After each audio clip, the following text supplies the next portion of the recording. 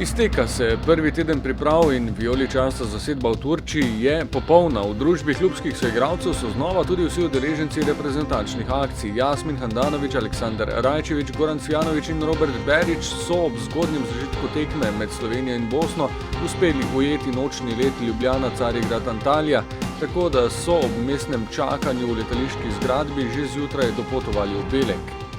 Mi smo se najprej v hotel preobleči in potem so nas odpeljali do letališča in mislim, da 10 pred polnočjo smo imeli že let do Istanbula, kjer smo 3 dobre ure čakali in evo nas, ure 7:30 pa smo tukaj. Tako nekako smo se vlegli, ker smo videli vse ostale, da nekako ležijo, smo se jim tudi mi pridružili. Eden je nekako bil na straži, tako da glede stvari, tako da ja, smo se nekako zorganizirali. Vlogo stražarja opreme ob čakanju na let proti Antaliji je prevzel Robert Berić, ki je dobil med potovanjem posebno nalogo. V bistvu nisem mogel zatisniti oči, ker sem bil najmlajši in sem mogel stražiti robo. V Istanbulu, tako da nisem mogel kaj preveč spati. Handanović je ob prihodu v turško pripravljalno bazo prevzel klubsko opremo brez novih tekmovalnih minut. Cvijanović in Berić sta povečala število reprezentančnih nastopov na 3 oziroma 2. Rajčević pa je dočakal premiero v majici z državnim grbom. Sem sigurno vesel za ta prvi nastop. To po mojem vsak nogometaš sanja, ko zdaj igra za svojo reprezentanco.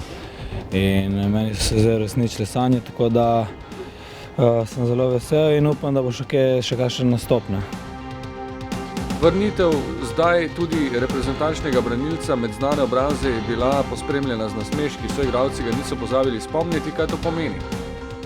Je zadeva interna, pač zmenjeni smo, da vsak, ko prvič nastopi, mora prinesti torto v klub, tako da bojo fantje dobili ob prihodu v Maribor, bodo dobili torto, seveda. V četrtkovih večernih urah pa je prek Skopja in Carigrada v vijoličasto bazo prispel še Agim Ibrahimi, strelec zadetka za Makedonijo proti Danski. Zadetka, ki je izzval precejšnjo pozornost in se takoj razširil po svetovnem spletu.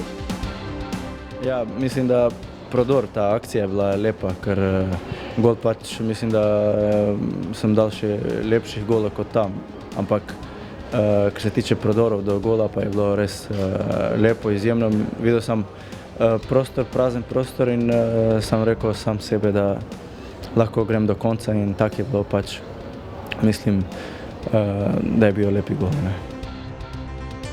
Po spretni akciji je bil najboljši makedonski nogometaš leta 2012 deležen številnih čestitk, a jih je odmislil s tem, ko je sedel na letalo za Turčijo. Misli se preusmerjajo, v ospredju je spet le NK Maribor. Zdaj je zasedba na treningih popolna in za 26 nogometašev v vijoličastem se začenja novo poglavje turških priprav.